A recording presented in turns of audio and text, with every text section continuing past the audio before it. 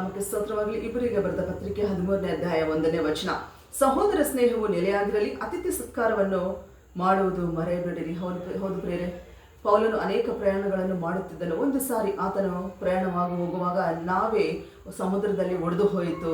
ಆದ್ದರಿಂದ ಪೌಲನು ಆತನ ಜೊತೆಯಿರುವ ಎಲ್ಲ ಸಂಗಡಿಗರು ಕೂಡ ಅವರು ಪ್ರಯಾಣ ಮಾಡ್ಕೊಂತ ಬಂದು ಮೆಲಿತೆ ಎಂಬ ಒಂದು ದ್ವೀಪಕ್ಕೆ ಸೇರಿಕೊಂಡರು. ಅಲ್ಲಿ ಮೆಲಿತೆಯಲ್ಲಿ ಪೊಪ್ಲಿ ಅನ್ನುವ ಒಂದು ಧನವಂತನು ಅಧಿಕಾರಿಯು ಪೌಲನನ್ನು ಆತನ ಸಂಗಡಿರುವ ಎಲ್ಲರೂ ಕೂಡ ಪ್ರೀತಿಯಿಂದ ಆತನ ಮನೆಗೆ ಕರೆದುಕೊಂಡು ಹೋಗಿ ಅತಿಥಿ ಸತ್ಕಾರವನ್ನು ಮಾಡುವುದೆಂದು ವಾಕ್ಯದಲ್ಲಿ ನೋಡುತ್ತೇವೆ.